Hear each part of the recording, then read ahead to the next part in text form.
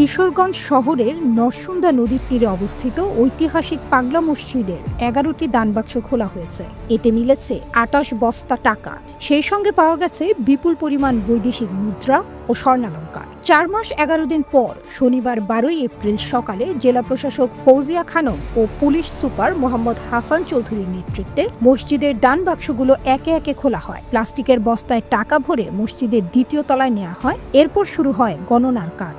গণনায় পাগলা মসজিদ মাদ্রাসা ও আল জামিয়াতুল ইমদাদিয়ায় মোট ২৫০ জন ছাত্র এবং রূপালী ব্যাংকের ৭০ জন কর্মকর্তা কর্মচারী মিলিয়ে মোট ৩২০ জন অংশ নিয়েছেন। সেনাবাহিনী, পুলিশ ও আনসার সদস্যরা ছাড়াও মসজিদ মাদ্রাসার ৩০ জন কর্মকর্তা কর্মচারীও গণনায় অংশ নেন। রূপালী ব্যাংক কর্তৃপক্ষ জানায়, টাকাগুলো গুনতে সারা দিন লেগে যেতে পারে। হয়তো সন্ধ্যা বা তারপর জানা যাবে টাকার মোট পরিমাণ। ধারণা করা হচ্ছে এবার পূর্বের সব রেকর্ড ভেঙে যেতে পারে।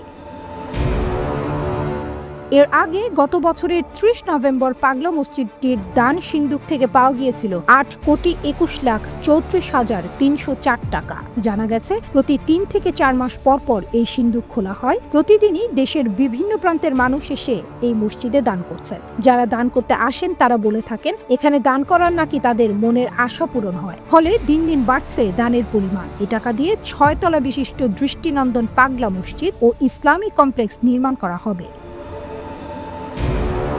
সংশ্লিষ্টরা জানান, মসজিদ মাদ্রাসা সহ আকর্ষণীয় একটি ইসলামী কমপ্লেক্স নির্মাণের পরিকল্পনা হাতে নেওয়া হয়েছে। এতে অর্ধ লাখ মুসল্লি একত্রে নামাজ আদায় করতে পারবেন। একই সঙ্গে ৫,০০০ মহিলারও আলাদাভাবে নামাজের ব্যবস্থা থাকবে। সেটির পরামর্শক প্রতিষ্ঠান নিয়োগ দেওয়া হয়েছে। তারা যাচাই বাছাই করে ডিজাইন এবং নকশা চূড়ান্ত করে দিলেই দরপত্র আহ্বানের মাধ্যমে কাজ শুরু হবে। এতে প্রাথমিক খরচ ধরা হয়েছে ১১৫ কোটি টাকা। কাজ শুরু হলে টাকা বাড়তেও পারে।